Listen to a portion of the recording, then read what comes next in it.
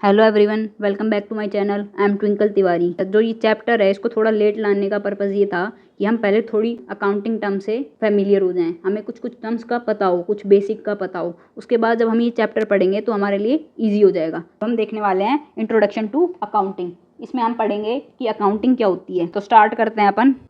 Accounting क्या होता है? अकाउंटिंग एक सिस्टमेटिक प्रोसेस होता है। क्या करने का? कैसा प्रोसेस? आइडेंटिफाई करने का, मेज़र करने का, रिकॉर्ड करने का, क्लासिफाई करने का, समरी बनाने का, इंटरप्रिटेशन करने का, कम्युनिकेट करने का। क्या चीज़? Financial information.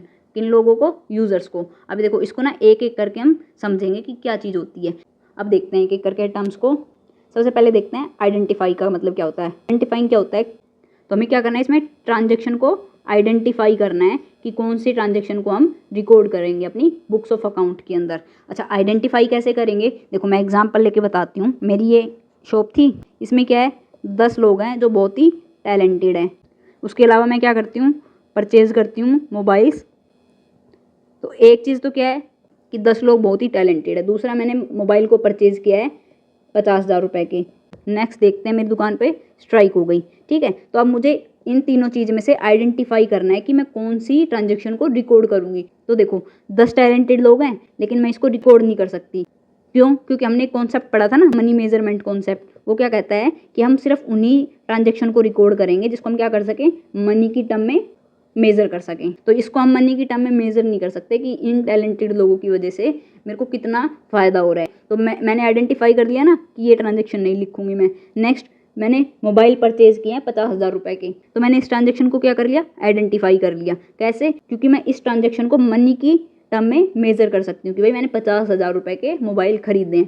तो इसको बोलते हैं आइडेंटिफाई करना। तो सबसे पहला स्टेप क्या होता है? आइडेंटिफिकेशन करना। सेकेंड पॉइंट देखते हैं, मेजरिंग। मेजरिंग क्या होता है कि जो भी हम ट्रांजैक्शन रिकॉर्ड कर रहे हैं उसकी कोई क्या होनी चाहिए, कॉमन मेजरिंग यूनिट होनी चाहिए, करेंसी। तो जो भी हम ट्रांजैक्शन रिकॉर्ड कर रहे हैं उसकी एक स्टैंडर्ड यूनिट होनी चाहिए। Example, mobile purchase worth 1 lakh rupees. हम क्या यूज़ कर रहे हैं, रुपीज़। तो ये क्या एक स्टैंडर्ड यूनिट्स हैं।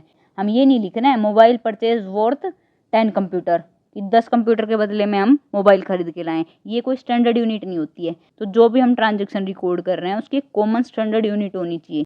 उसके बाद देखते हैं मेजरिंग के बाद आता है रिकॉर्डिंग।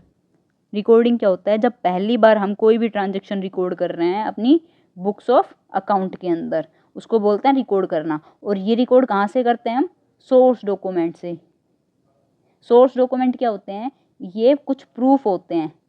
फॉर एग्जांपल, ये कोई बिल हो गया, कोई इनवॉइस हो गया, कोई चेक हो गया। तो रिकॉर्डिंग क्या होता है? पहली बार जब हम ट्रांजैक्शन को रिकॉर्ड करते हैं। और पहली बार कहाँ पर रिकॉर्ड करते हैं? बताया था ना मैंने, एक बुक होती है उसका नाम हम लिख देते हैं जर्नल। तो जो पहली बार रिकॉर्ड करेंगे वो जर्नल में करेंगे। और देखो ये जर्नल क्या होते हैं, छोटे बिजनेस होते हैं ना वो क्या बनाते हैं, जर्नल बनाते हैं। लेकिन बहुत से बिजनेस ऐसे होते हैं जो बहुत बड़े होते हैं, उनकी जो ट्रांजैक्शन होती है डे टू डे ट्रांजैक्शन वो बहुत ज़्यादा अमाउंट की होती है। तो वो क्या करते हैं उस केस में, वो सब्सिडरी बुक्स बना लेते हैं इस जर्नल की जगह। सब्सिडरी बुक क्या होती है क्या नहीं होती है ये पढ़ेंगे अपन जब जर्नल वाला चैप्टर पढ़ रहे हैं। ये जस्ट एक इंट्रोडक्शन है। हम कोई भी रिकॉर्ड करेंगे अपनी ट्रांजैक्शन को कहाँ पर करेंगे, जर्नल में करेंगे। कहाँ से करेंगे? सोर्स डॉक्यूमेंट से करेंगे। ये सोर्स होंगे, एक प्रिंसिपल पढ़ा था ना हमने, ऑब्जेक्टिविटी प्रिंसिपल, कि उन्हीं ट्रांजैक्शन को लिखेंगे जिनका हमारे पास क्या हो, सोर्स डॉक्यूमेंट हो या प्रूफ हो। नेक्स्ट देखते हैं क्लासीफाइंग। क्लासीफाइंग बोले तो सेपरेट अकाउंट बनाना। ये हमने देखा था ना लास्ट क्लास में भी हम देख चुके हैं बहुत बार कि जर्नल से क्या करते हैं, अलग अलग हेड के अंदर उनकी ट्रांजैक्शन को रिकॉर्ड करते हैं। जैसे हमने देखा था XYZ का अकाउंट बना दिया और इसके अंदर क्या करते हैं, सिर्फ और सिर्फ XYZ की ट्रांजैक्शन होती है। इसी तरह मान लो परचेज का अकाउंट बना दिया। इसी तरह एक होता है कैश अकाउंट। ये क्या एक सेपरेट अकाउंट है ना, इसमें सारी ट्रांजैक्शन वो आ जाएगी जिसमें हमने कैश में कोई भी ट्रांजैक्शन करी हो। देखो ये मैं थोड़ा जल्दी में इसलिए बता रही हूँ क्योंकि हम पहले क्लासेस में हम अच्छे से कवर कर चुके हैं, अकाउंट को भी कवर कर चुके हैं, जर्नल को भी थोड़ा कवर कर चुके हैं। बाकी आने वाली क्लास में इसको अच्छे से डिटेल में पढ़ेंगे क्योंकि इनसे रिलेटेड पूरा एक डेडिकेटेड चैप्टर होगा। आगे देखते हैं समरी। जो भी हमने ट्रांजैक्शन रिकॉर्ड की है उसको क्या करना, उसकी एक समरी बनाना।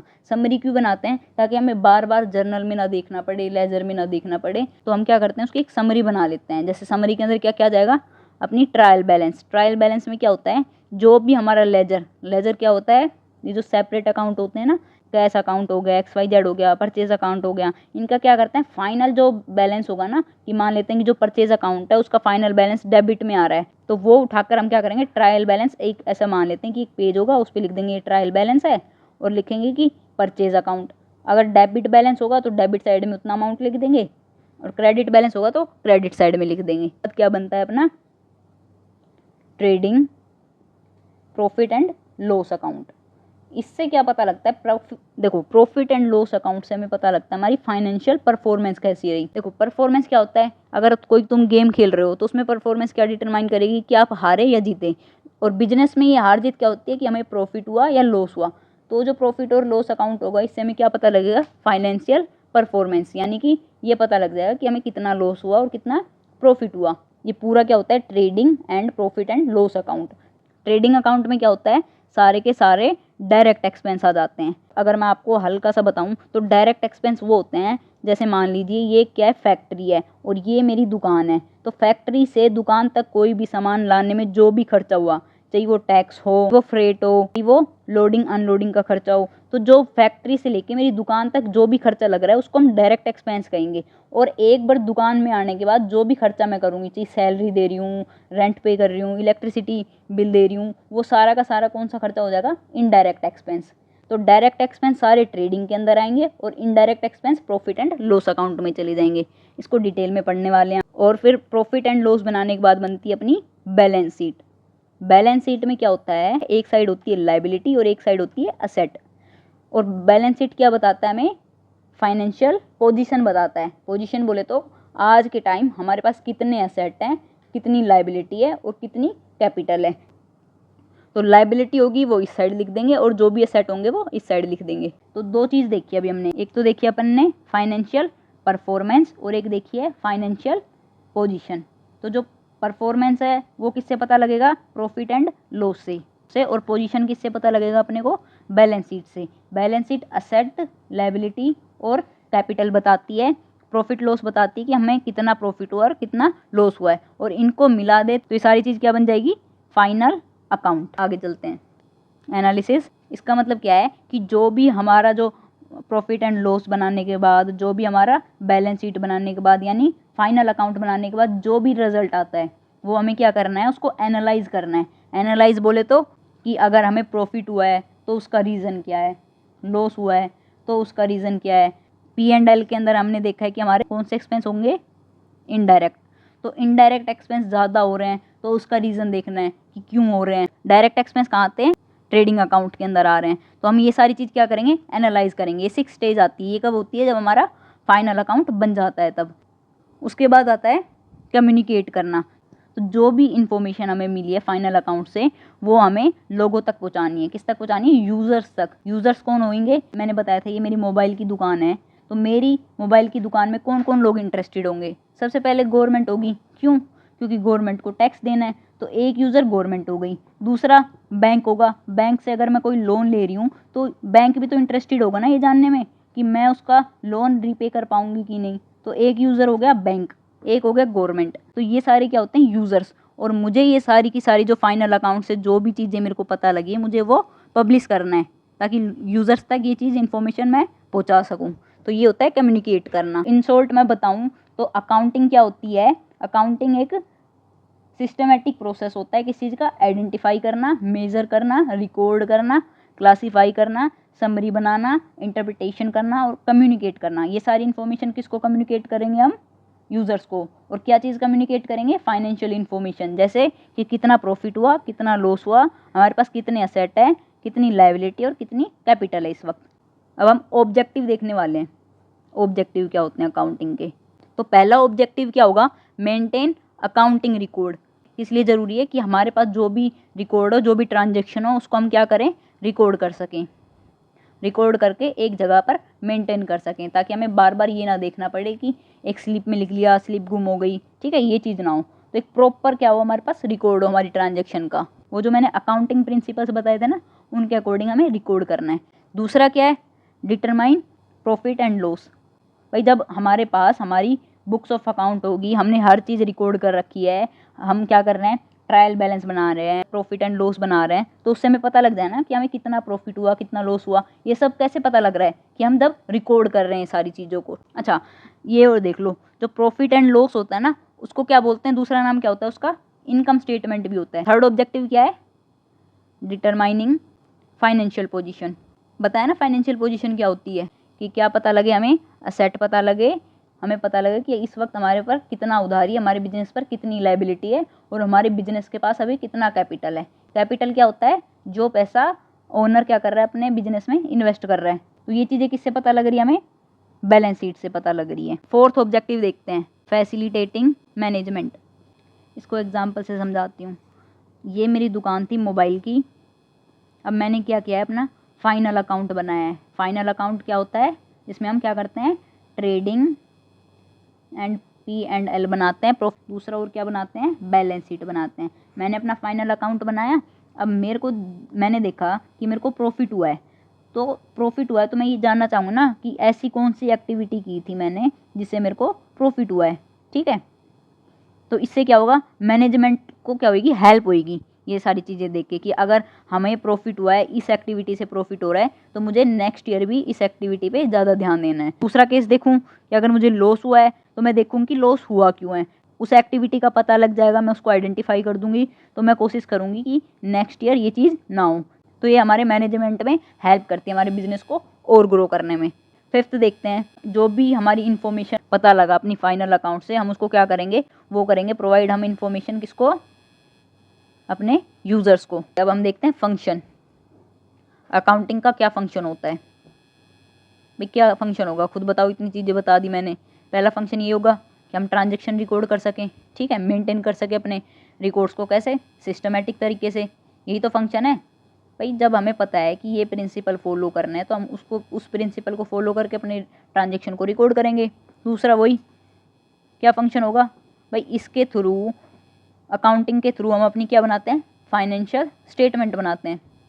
फाइनेंशियल स्टेट में क्या क्या होता है, trading and profit and loss account, और दूसरा क्या होता है, बैलेंस शीट। और trading and profit and loss account का दूसरा नाम क्या था, इनकम स्टेटमेंट। भाई इससे हमें पता लगेगा ना कि हमें प्रॉफिट हुआ, लॉस हुआ, तो उसी से हमारी इनकम पता लगेगी। बैलेंस शीट का दूसरा नाम क्या है, पोजीशन स्टेटमेंट।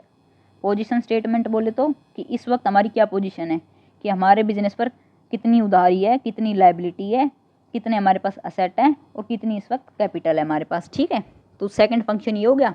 थर्ड फंक्शन क्या होगा, मीटिंग लीगल रिक्वायरमेंट। मैंने एक एग्जाम्पल लिया था ना पहली क्लास में, कि ये मेरी मिठाई की दुकान थी और मेरा बिजनेस अच्छे से ग्रो कर रहा था, और जो भी इंसान मेरे पास आ रहा था, मैं उसको क्या कर रही थी, उसकी ट्रांजैक्शन को रिकॉर्ड कर रही थी। लेकिन कौन सी ट्रांजैक्शन रिकॉर्ड कर रही थी, ओनली क्रेडिट, यानी कि जो सामान मैंने उधारी पे दिया है उसी को रिकॉर्ड कर रही थी। अब मेरे को लगा कि मेरा बिजनेस अच्छा खासा हो रहा है, अब मुझे टैक्स फाइल करना है, तो मैं अपना ये नोटबुक उठाऊंगी और कहाँ चली जाऊंगी, सीए के पास जाती हूँ। और सीए क्या करता है, मेरी ये बुक को एक्सेप्ट नहीं करता है, वो उसी वक्त रिजेक्ट कर देता है। क्यों करता है, क्योंकि ये कहता है कि जब भी आप अपनी ट्रांजैक्शन को रिकॉर्ड करोगे, तो कैसे रिकॉर्ड करनी है, कुछ प्रिंसिपल होंगे, उनको फॉलो करके रिकॉर्ड करना है। दोनों एस्पेक्ट लिखोगे, डेबिट भी लिखोगे, क्रेडिट भी लिखोगे, मनी मेजरमेंट को फॉलो करोगे, बिजनेस एंटिटी को फॉलो करोगे, है ना। तो ये एक्सेप्ट नहीं करता है। तो ये सारी चीज़ें अकाउंटिंग प्रोसेस से क्या होता है कि ये जो मेरी रिक्वायरमेंट थी ये मीट हो जाएगी, और इसको क्या बोल देंगे हम, लीगल रिक्वायरमेंट। लीगल रिक्वायरमेंट क्यों थी, क्योंकि मुझे टैक्स फाइल करना था। अब फोर्थ फंक्शन देखते हैं, इसकी वजह से हम क्या कर पाएंगे, कम्युनिकेट कर पाएंगे। क्या कम्युनिकेट कर पाएंगे, हमारी फाइनेंशियल इन्फॉर्मेशन, हम लॉस में है, प्रॉफिट में। नेक्स्ट फंक्शन क्या होगा इसका, ये असिस्ट करेगी किसको, मैनेजमेंट को कैसे, क्योंकि उनके पास सारी इन्फॉर्मेशन है, उनको पता है कि कैसे क्या चेंज करना है कि उनको प्रॉफिट हो, और क्या चेंज करना है कि उनसे लॉस ना हो। तो ये फंक्शन थे। देखो फंक्शन और ऑब्जेक्टिव सेम है। अच्छा, अब देखते हैं एडवांटेजेस।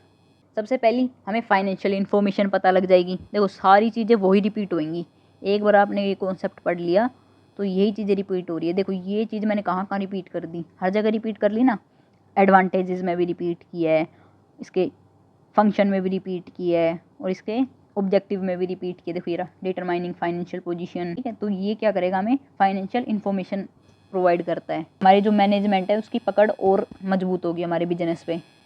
नेक्स्ट वही असिस्ट करेगा बिजनेस को, मैनेजमेंट को, ताकि वो अच्छी अच्छी प्रैक्टिसेस को अडोप्ट कर पाएँ।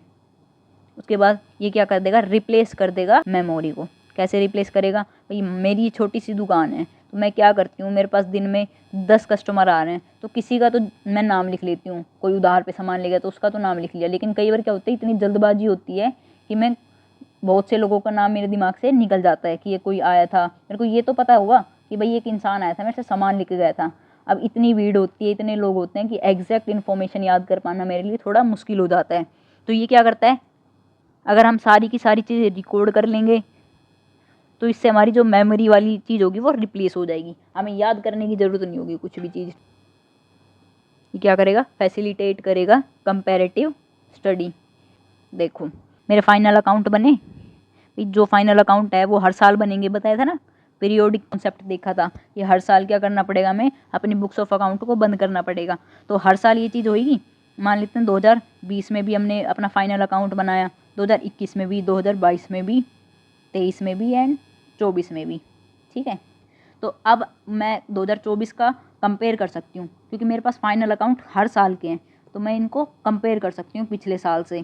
और पिछले साल से कंपेयर करके ये भी पता लगा सकती हूँ कि लास्ट कुछ सालों में मैंने किस तरह से परफॉर्म किया है, क्या मेरे बिजनेस में कोई लॉस हुआ है या कोई प्रॉफिट हुआ है। और प्रॉफिट हुआ है तो इसमें से हम रीज़न भी पता कर सकते हैं कि क्यों ये चीज़ हुई है, हम अपने बिजनेस को कंपेयर कर रहे हैं। बहुत बार क्या होता है कि जैसे मेरी ये मोबाइल की दुकान थी, एक और मोबाइल की दुकान है, तो ये भी अपने फाइनल अकाउंट बनाएंगे, मैं भी अपने फाइनल अकाउंट बनाऊंगी, तो मैं इनसे भी कंपेयर कर सकती हूँ कि इनके कंपैरिजन में मैंने कैसे परफॉर्म किया है। नेक्स्ट एडवांटेज देखते हैं इसका। ये क्या करता है, फैसिलिटेट करता है सेटलमेंट ऑफ टैक्स अथॉरिटी। अभी बताया ना कि टैक्स अथॉरिटी क्या करती है, सिर्फ और सिर्फ एक सिस्टमेटिक तरीके से जो रिकॉर्ड की हुई है ट्रांजेक्शन है उन्हीं को ही एक्सेप्ट करती है। तो अगर मैं ऑलरेडी इस प्रोसेस को फॉलो करके अपने अकाउंट्स को रिकॉर्ड करूँगी तो ये क्या कर लेगी, टैक्स अथॉरिटी उसको ईजिली एक्सेप्ट कर लेगी। Next, facilitate loans. भाई मैं अगर किसी बैंक से लोन लेने जा रही हूँ तो भाई मैं कोई, मेरा छोटा सा बिजनेस है मोबाइल का, ना मेरे को कोई लोग जानते हैं, मेरे को लोग कैसे जानेंगे कि मेरा बिजनेस कैसे परफॉर्म कर रहा है, मेरे फाइनल अकाउंट से।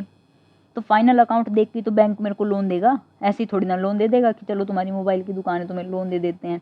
तो वो अच्छे से क्या करेंगे, एनालाइज करते हैं बैंक कि अच्छा ये कैसे परफॉर्म कर रहा है, क्या इसको हम लोन दे देंगे तो हमारे ये लोन रीपे कर पाएगा कि नहीं। तो ये क्या करता है, हमें फैसिलिटेट करता है लोन को भी।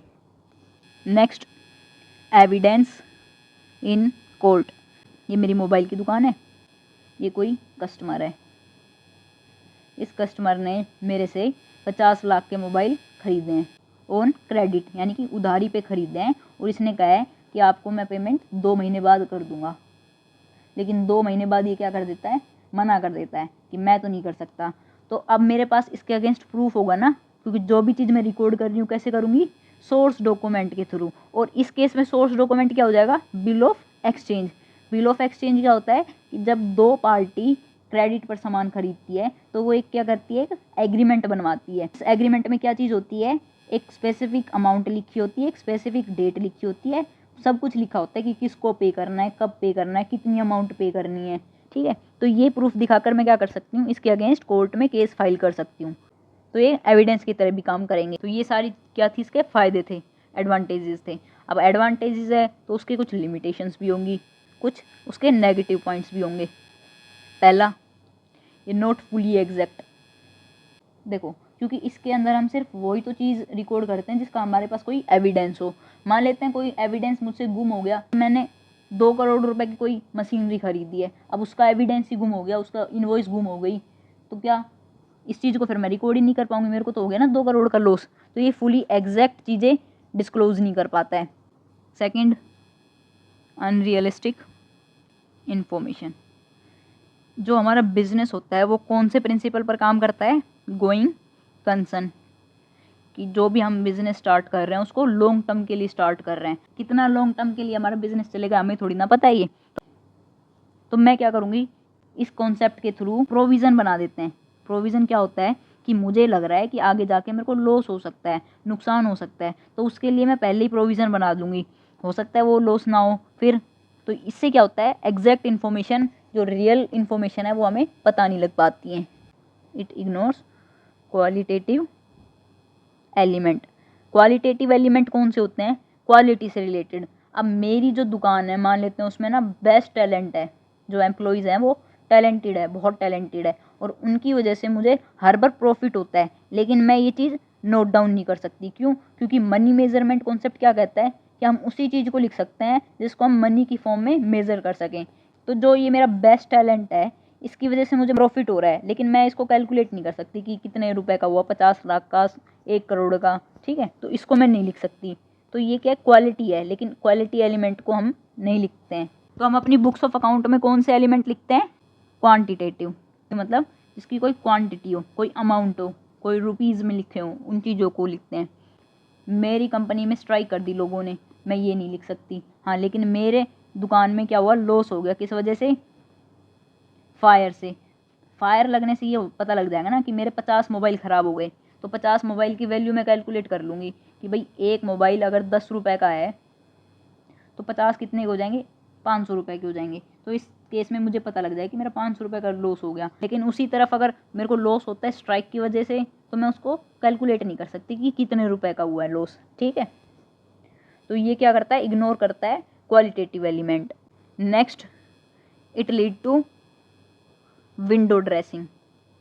विंडो ड्रेसिंग क्या होता है कि बाहर बाहर से चीज़ें कैसी लग रही हैं, अच्छी लग रही हैं, लेकिन अंदर से क्या हो रहा है, ख़राब हो रहा है। विंडो ड्रेसिंग क्या होता है? मैनिपुलेट करना। मैनिपुलेट करना किसको? अकाउंट्स को। कैसे? देखो क्या होता है, जितना हमारा प्रॉफिट होगा उतना ही हमें क्या करना पड़ेगा, टैक्स देना पड़ेगा। तो लोग क्या करते हैं कि उनको ज़्यादा टैक्स ना देना पड़े, इसलिए वो अपने प्रॉफिट को कम दिखाएंगे। प्रॉफिट को कम कैसे दिखाएंगे? कि वो अपना खर्चा बढ़ा देंगे। जब वो अपना एक्सपेंस इंक्रीज़ कर देंगे जानबूझ के ज़्यादा, तो हमारा ऑटोमेटिक प्रॉफिट कम हो जाएगा। प्रॉफिट कम हो गया तो हम कम टैक्स देंगे। तो इससे क्या होता है, हम मैनिपुलेट कर रहे हैं अपने अकाउंट्स को। इस चीज़ को क्या बोल देंगे कि इससे क्या होगा, विंडो ड्रेसिंग होगी। तो ये कुछ लिमिटेशंस थी। मैं एक बार आपको शॉर्ट में बता देती हूँ कि ये प्रोसेसिंग कैसे चलती है। तो सबसे पहले क्या करते हैं हम, जो हमारी फाइनेंशियल ट्रांजेक्शन होती है आइडेंटिफाई करेंगे। आइडेंटिफाई करने के बाद क्या करेंगे, उसको हम रिकॉर्ड करेंगे। रिकॉर्ड कहाँ पर करते हैं अपन? जर्नल में। कैसे करते हैं? Date wise. रिकॉर्ड करने के बाद हम उसको क्या करेंगे, क्लासीफाई कर देंगे। क्लासीफाई बोले तो लेजर बना देंगे, सेपरेट अकाउंट बना देंगे, ठीक है। क्लासीफाई करने के बाद हम क्या करते हैं, उसको उसकी समरी बनाते हैं। समरी के अंदर क्या क्या चीज़ें आ जाती हैं? ट्रायल बैलेंस आ जाएगा, trading and profit and loss आ जाएगा, और बैलेंस शीट आ जाएगी। Trading and profit and loss का दूसरा नाम क्या था? Income statement. और बैलेंस शीट का दूसरा नाम क्या था? Position statement. ये हो गई समरी। समरी के बाद हम क्या करते हैं, उसको एनालाइज करेंगे। इसके बाद क्या करेंगे, कम्युनिकेट करेंगे। किसको कम्युनिकेट करेंगे? यूज़र्स को। देखो हम थोड़ा इसमें फास्ट इसलिए चल रहे हैं क्योंकि लास्ट 3 क्लास में हमने इसका बेसिक क्लियर कर लिया था। अब देखते हैं ब्रांचेज ऑफ अकाउंटिंग। 3 तरह की होती है, financial accounting, cost accounting, management accounting. अच्छा, फाइनेंशियल अकाउंटिंग किससे रिलेटेड होगी? ये सिर्फ और सिर्फ क्या चीज़ रिकॉर्ड करेगी? फाइनेंशियल ट्रांजैक्शन को रिकॉर्ड करेगी। जो भी ट्रांजैक्शन हो रही है उसको रिकॉर्ड करेगी, उसको क्या करेगी, समरी बनाएगी। क्या क्या चीज़ें आ जाएंगी फिर? वही प्रॉफिट एंड लॉस आ जाएगा, अपना बैलेंस शीट आ जाएगा। इससे हम सारी चीज़ें पता लगा लेंगे। ये सारी चीज़ें वही हैं जो अभी हम पढ़ के आए हैं। उसके बाद दूसरा होता है कॉस्ट अकाउंटिंग। कॉस्ट अकाउंटिंग हम क्या करते हैं, this branch of accounting is concern with, किससे कंसर्न होती है? To know cost of production, कि हमने जो भी प्रोडक्शन की है या जो भी हम ऑपरेशन कर रहे हैं, जो भी हम अपना बिजनेस चला रहे हैं, उसमें कितना खर्चा लग रहा है, उसकी कितनी कॉस्ट आई है। उसके बाद आता है मैनेजमेंट अकाउंटिंग। मैनेजमेंट अकाउंटिंग क्या होता है? डिसीजन मेकिंग, कि जो भी चीज़ें हमने इधर से देखी, यहाँ से देखी, अब इन दोनों को क्या करना है, एनालाइज करना है। और एनालाइज करने के बाद जो भी मुझे लग रहा है अप्रोप्रिएट एक्शन लेना है वो मैं ले लूँगी, तो उसको बोल दिया डिसीजन मेकिंग करूँगी। तो डिसीजन मेकिंग करने का काम किसका होता है? मैनेजमेंट अकाउंटिंग का। कॉस्ट का ध्यान रखने का काम किसका होता है, कॉस्ट अकाउंटिंग का। और फाइनेंशियल अकाउंट का क्या काम होता है, ये सारी फाइनेंशियल ट्रांजेक्शन हो गई, इवेंट हो गए, उनको रिकॉर्ड करने का। बुक कीपिंग क्या होती है, art of recording of business dealing होता है। हम अकाउंटिंग और बुक कीपिंग को एक जैसा समझते हैं, लेकिन इन दोनों के अंदर डिफरेंस है। तो अब हम देखते हैं कि बुक कीपिंग क्या होता है और ये अकाउंटिंग से कैसे अलग होता है। तो बुक कीपिंग के अंदर क्या क्या आ जाएगा, आइडेंटिफाइंग आएगा, मेजरिंग आएगा, रिकॉर्डिंग एंड क्लासीफाइंग। जो बुक कीपिंग होती है वो कहाँ से स्टार्ट होती है, आइडेंटिफाई करने से, मेजर करने से, रिकॉर्ड करने से और क्लासीफाई करने से, क्या, ट्रांजेक्शन को। तो हमने अकाउंटिंग के अंदर भी तो ये चीज़ देखी थी ना कि आइडेंटिफिकेशन से स्टार्ट होती है, लेकिन बुक कीपिंग क्या होती है, एंड कहाँ पे हो जाती है, क्लासिफिकेशन पर। लेकिन अकाउंटिंग क्या होता है, ये चीज़ तो इन्वॉल्व होती है, लेकिन इसके अलावा क्या हो जाता है, अकाउंटिंग के अंदर समरी बनाना भी आ जाता है ना। समरी के अंदर हम देखते थे ना क्या था, ट्रायल बैलेंस था, trading and profit and loss account था, बैलेंस शीट था, है ना। और इसके अलावा क्या था, एनालाइज करना आ जाता है, एनालाइज के बाद कम्युनिकेशन भी आ जाता है। तो ये बोला जाता है कि जहाँ पर बुक कीपिंग खत्म होती है वहाँ से अकाउंटिंग स्टार्ट होती है। तो इधर कुछ डिफरेंस देख लेते हैं इन दोनों के बीच में। बुक कीपिंग के अंदर क्या क्या चीज़ इंक्लूड होती है, it include identifying the transaction, measuring, recording, record कहाँ करते हैं अपन, जर्नल में जो रिकॉर्ड करते हैं। उसके बाद क्लासीफाइंग, क्लासीफाइंग में क्या हो जाता है, लेजर बनाते हैं ना अपन, अकाउंट, सेपरेट अकाउंट बनाते हैं। तो बुक कीपिंग में ये चार चीज़ इन्वॉल्व होती है। लेकिन जो अकाउंटिंग होती है उसके अंदर क्या क्या इंक्लूड होता है, आइडेंटिफाइंग, मेजरिंग, रिकॉर्डिंग, क्लासीफाइंग, और उसके अलावा क्या आ जाता है इसके अंदर, समरी, एनालाइजिंग और कम्युनिकेशन। ठीक है, ये सारी चीज़ें किसके अंदर आ जाती है, अकाउंटिंग के अंदर आ जाती है। सेकंड, ये प्राइमरी स्टेज होती है, लेकिन ये क्या होता है, सेकेंडरी स्टेज। देखो सबसे पहले तो हम यही तो चीज़ करते हैं ना, ये चीज़ करने के बाद हम समरी बनाते हैं, एनालाइज करते हैं, कम्युनिकेट करते हैं। तो ये प्राइमरी स्टेज हो जाएगी और अकाउंटिंग सेकेंडरी स्टेज हो जाएगी। और ये बोला जाता है accounting starts where book keeping ends. जहाँ पर बुक कीपिंग एंड हो रही है, यानी क्लासिफाइंग पे एंड हो रही है, तो अकाउंटिंग यहाँ से स्टार्ट हो जाती है। इसका मेन ऑब्जेक्टिव क्या होगा, रिकॉर्ड करना, सिस्टमेटिकली रिकॉर्ड करना ट्रांजेक्शन को, सिस्टमेटिकली रिकॉर्डिंग ऑफ ट्रांजेक्शन। लेकिन इसके अंदर क्या होता है, इसके अंदर रिकॉर्ड तो करते ही करते हैं, लेकिन इसका मेन ऑब्जेक्टिव क्या होता है, to ascertain net result. Net result बोले तो क्या होता है कि हमें कितना प्रॉफिट हुआ, कितना लॉस हुआ, हमारे पास इस वक्त कितनी एसेट है, कितनी लायबिलिटी है, कितनी कैपिटल है। तो ये सारी चीज़ नेट रिजल्ट को कौन बताएगा, अपना अकाउंटिंग बताती है। नेक्स्ट देखें तो इसको परफॉर्म करने के लिए कैसे लोग चाहिए होंगे, ये जूनियर स्टाफ रिक्वायर होता है, ठीक है। लेकिन अकाउंटिंग के लिए सीनियर स्टाफ की ज़रूरत होती है, हमें समरी बनाना, एनालाइज करना, कम्युनिकेट करना, इसके अंदर हमें स्किल्ड लोग की ज़रूरत होती है और सीनियर स्टाफ की ज़रूरत होती है। इसके अंदर तो क्या चीज़ें हैं, सिर्फ आइडेंटिफाई करना है, मेजर करना है, रिकॉर्ड करना है और क्लासीफाई करना है। इसके अंदर क्या होता है फिर, limited level of knowledge require. लेकिन इसके अंदर एक स्टेप आगे चले जाते हैं तो इसके अंदर higher level of knowledge required होती है, ठीक है। और भाई ये सिंपल सी चीज़ है, तो आइडेंटिफाई करना है, मेज़र करना है, रिकॉर्ड करना है, क्लासीफाई करना है, इसके लिए हमारे पास कोई ज़रूरत नहीं होती कि हमारे पास क्या हो, एनालिटिकल स्किल हो। लेकिन इसके अंदर एनालिटिकल स्किल की ज़रूरत होती है। एनालिटिकल स्किल क्या होती है कि जिसमें हम चीज़ों को एनालाइज कर सकें कि अच्छा ये ऐसे मैंने रिकॉर्ड किया है, इसमें से ट्रायल बैलेंस में कैसे चीज़ें जाएंगी और प्रॉफिट एंड लॉस के अंदर कैसी चीज़ें जा रही हैं, उनका क्या इफेक्ट हो रहा है, और प्रॉफिट एंड लॉस में से कौन सी चीज़ें बैलेंस शीट में जाएगी, उनका क्या इफेक्ट होगा, ठीक है। तो इसके अंदर हमें एनालिटिकल स्किल की ज़रूरत होती है।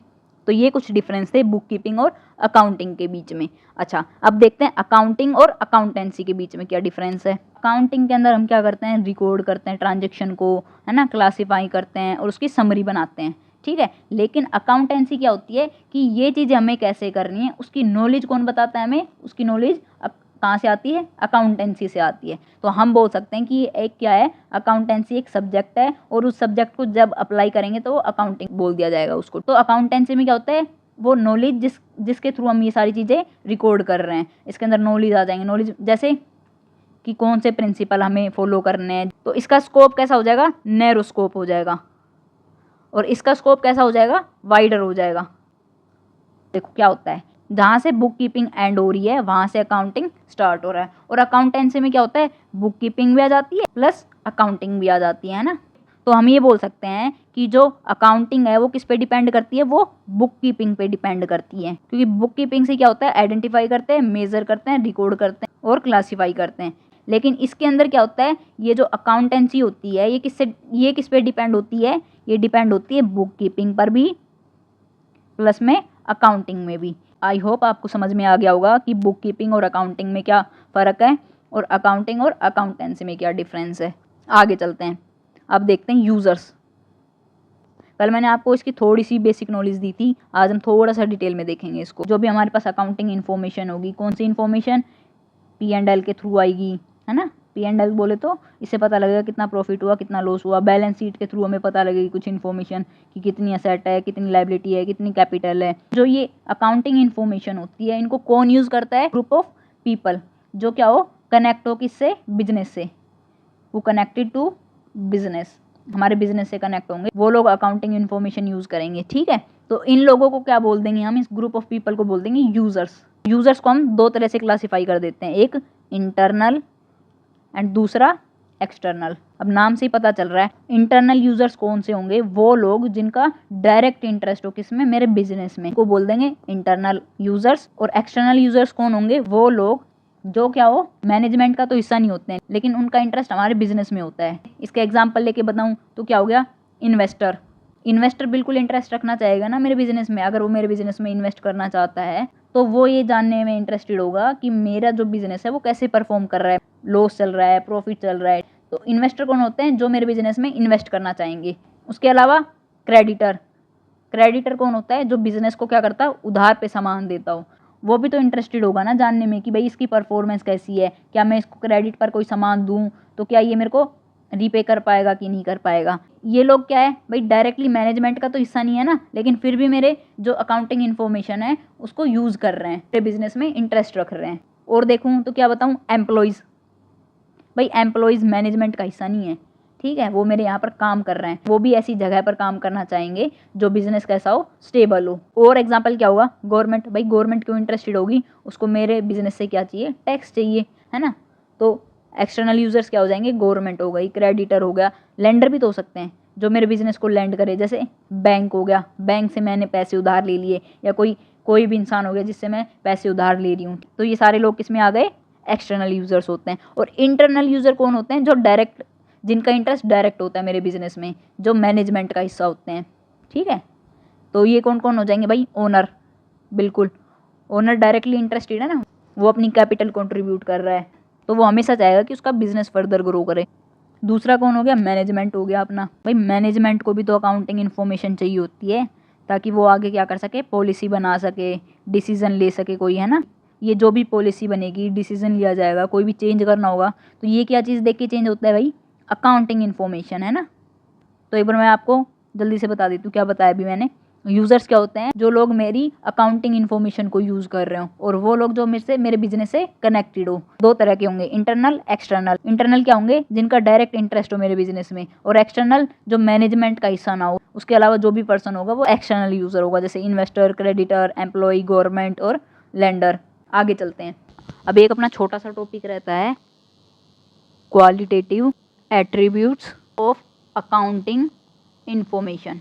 ठीक है, ये छोटा सा टॉपिक है, इसको जल्दी से कवर करते हैं। जो हमारी अकाउंटिंग इन्फॉर्मेशन होनी चाहिए तो वो क्या डिपिक्ट कर रही हो, clear and orderly view of business, कि हमारा बिजनेस कैसा चल रहा है, कैसा नहीं चल रहा है, वो क्लियरली बता रहा हो, एक साफ सुथरी और जो समझ में आ जाए, इस तरह से हमें इन्फॉर्मेशन को प्रोवाइड करवाना है। इसके 4 कैरेक्टरिस्टिक होते हैं, RRUC। अगर आपको ये याद नहीं रहती तो आप ऐसे कर सकते हो, रोज रोज उठकर चाय पियो या काम करो।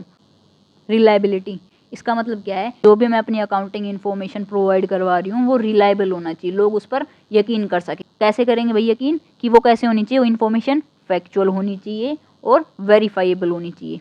ठीक है, ऐसा नहीं है कि अपनी मर्जी से आप कोई भी इन्फॉर्मेशन दे रहे हो। तो कोई भी इन्फॉर्मेशन रिलायबल कब होगी, जब उसके अंदर एक्चुअल फैक्ट्स प्रेजेंट होंगे और वो जो फैक्ट प्रोवाइड करवा रहे हैं वो वेरीफाइबल होंगे, उनको हम वेरीफाई कर सकें।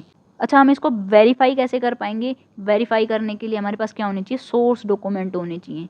सोर्स डॉक्यूमेंट जैसे हमारे पास उसका बिल होना चाहिए, कैश में खरीदा तो कैश मेमो होनी चाहिए। ठीक है, ताकि हम उसको वेरीफाई कर सकें, हमें पता लग जाए कि हाँ ये जो भी ट्रांजेक्शन हुई है इस बिजनेस में वो कैसी हुई है, वो एक्चुअल में हुई है। पहली क्या होनी चाहिए, रिलायबल होनी चाहिए। सेकंड एट्रीब्यूट क्या है अपना, रिलीवेंस, यानी तो जो भी हम इन्फॉर्मेशन प्रोवाइड करवाएंगे वो कैसी होनी चाहिए, रिलीवेंट होनी चाहिए। कैसे भाई, कैसे रिलीवेंट होगी, हमें अननेसेसरी और इरिलीवेंट इन्फॉर्मेशन नहीं प्रोवाइड करवानी है। देखो इसका मैं एग्जांपल बताती हूँ। हमारे बिजनेस में बहुत से डेटर होते हैं, तो जो ये चीज़ कहाँ लिखी हुई होती है, अपनी बैलेंस शीट में लिखी होती है, और डेटर हमारा असेट होता है, ठीक है। यानी कि ये लोग हमें फ्यूचर में पैसे पे करेंगे। क्यों पे करेंगे, क्योंकि इन्होंने हमसे उधार में सामान खरीदा है। ये होते हैं डेटर। ये जो करेक्टर है रिलीवेंस वाला, ये कहता है कि हमें सिर्फ ये बता दो कि आपको कितना अमाउंट आएगा इन डेटर से। हमें ये मतलब नहीं है कि आपका 1 डेटर है, 2 डेटर है, 50 डेटर है, 60 डेटर है, 1000 डेटर है। हमें कौन सी इन्फॉर्मेशन चाहिए, कि ये चाहिए कि उनसे कितना पैसा आने वाला है, ठीक है। तो उसके लिए रिलीवेंट इन्फॉर्मेशन ये हो गई, और ये अननेसेसरी इन्फॉर्मेशन हो गई। थर्ड कैरेक्टरिस्टिक देखते हैं, अंडरस्टैंडेबिलिटी। ये क्या कहता है कि जो भी हम अकाउंटिंग इन्फॉर्मेशन प्रोवाइड करवा रहे हैं वो यूजर्स क्या करें, इजीली अंडरस्टैंड कर सके। यानी कि जो भी हम इन्फॉर्मेशन प्रोवाइड करवा रहे हैं वो कैसी होनी चाहिए, इजी तरीके से लिखी हुई होनी चाहिए, ताकि जिन लोगों को अकाउंटिंग की नॉलेज नहीं है वो लोग भी क्या कर सके, उसको समझ सकें। भाई देखो, कोई भी इन्वेस्टर होगा, कोई भी लेंडर होगा, वो उसको ज़रूरी थोड़ी ना है उसके पास अकाउंटिंग की नॉलेज हो, लेकिन उनके लिए ये ज़रूरी है कि उनको समझ में आ जाए कि आपकी बैलेंस शीट में क्या क्या चीज़ें हैं। तो इस तरह से हमें अपनी इन्फॉर्मेशन को प्रोवाइड करवाना है। तो देखो कोई भी चीज़ जब हम लिख रहे हैं तो उसके लिए हमें क्या करना है, उसको सपोर्ट करने के लिए कुछ एक्सप्लेनेटरी नोट लिखने हैं, ठीक है। जैसे कि हम कोई भी डेप्रिसिएशन अगर फॉलो कर रहे हैं तो कौन सा मेथड लगा रहे हैं, उसके अंदर हमें लॉस हुआ है तो ये भी बताना है कि किस वजह से लॉस हो गया है, प्रॉफिट हो रहा है तो उसका भी रीज़न बताना है। हमें एक एक चीज़ को क्या करना है, डिस्क्लोज करना है बैलेंस शीट में। इसके लिए हमें क्या करना है, कुछ एक्सप्लेनेटरी नोट्स डालने होंगे ताकि लोग उसको देखकर हमारी बैलेंस शीट को समझ जाए। नेक्स्ट क्या है, कंपेरेबिलिटी, कि जो हम इंफॉर्मेशन प्रोवाइड करवा रहे हैं ऐसे प्रोवाइड करवाएं कि जो यूज़र्स हैं वो उसको देखकर हमारे बिजनेस को क्या कर सके, कंपेयर कर सके दूसरे बिजनेस के साथ भी, जो हम लास्ट ईयर्स में अपनी इन्फॉर्मेशन प्रोवाइड करवाई है उससे भी कंपेयर कर सके। जो भी अकाउंटिंग इन्फॉर्मेशन हो वो इस तरह से होनी चाहिए। कंपैरिजन करने से क्या फ़ायदा होता है, इससे हमें पता लगता है कि अगर दो कोई बिजनेस है उसके स्ट्रॉन्ग पॉइंट क्या है और उनके वीक पॉइंट क्या है। तो इससे क्या होगा, जो भी इन्वेस्टर होंगे, जो भी लैंडर होंगे, वो अपना डिसीजन ले पाएंगे कि मुझे किस बिजनेस के अंदर इन्वेस्ट करना है। वैसे देखा जाए तो ये 4 ही कैरेक्टरिस्टिक है, RRUC, लेकिन बहुत सी बुक के अंदर एक 5वीं चीज़ भी आ जाती है, उसको बोलते हैं फेथफुल प्रेजेंटेशन। फेथफुल प्रेजेंटेशन क्या कह रहा है, जो भी हमने इन्फॉर्मेशन प्रोवाइड करवाई है या जो भी चीज़ें हो रही हैं वो कैसे हो, न्यूट्रल वे से चल रही हो। ऐसा ना हो कि हम ओनर के अकॉर्डिंग चेंजेस कर रहे हैं या हमें टैक्स बचाना है तो उसके अकॉर्डिंग हम चेंजेस कर रहे हैं, ऐसा नहीं होना चाहिए। न्यूट्रल होनी चाहिए वो इन्फॉर्मेशन, हमें एक टाइम पीरियड के अंदर उसको प्रोवाइड करवाना है। ये नहीं है कि हम इन्फॉर्मेशन ही प्रोवाइड नहीं करवा रहे हैं, बहुत टाइम हो गया, ओके। और उसके बाद कंप्लीटनेस भी आ जाता है इसी के अंदर। कंप्लीटनेस क्या होता है, जो भी इन्फॉर्मेशन प्रोवाइड करवा रहे हैं वो एग्जैक्ट, वो कंप्लीट होनी चाहिए, ठीक है। ऐसा नहीं आधी अधूरी चीज़ें लिख दी हैं, एक्सप्लेनेटरी नोट्स नहीं लिख रहे हैं। तो जो एट्रीब्यूट्स है वो इन एट्रीब्यूट्स को क्या कर रहा है, कॉम्प्लीमेंट कर रहा है। तो अपना ये चैप्टर खत्म होता है अकाउंटिंग प्रोसेस का। जो चैप्टर 2 है ना, कुछ टर्म्स लिखी हुई हैं, इनमें से कुछ टर्म्स तो हमने कर लिया है, बाकी जो टर्म्स आएंगी वो आने वाले चैप्टर्स में डिटेल में पढ़ेंगे। जब उनको इंडिविजुअल चैप्टर में पढ़ लेंगे ना, उसके बाद जब हम ये चैप्टर आके पढ़ेंगे तो वो एक रिवीजन की तरह काम करेगा। तो अभी मैं ये चैप्टर नहीं करवाऊंगी, हमारे पास सफिशिएंट क्लासेस हो जाएंगी, उसके बाद ये चैप्टर करेंगे।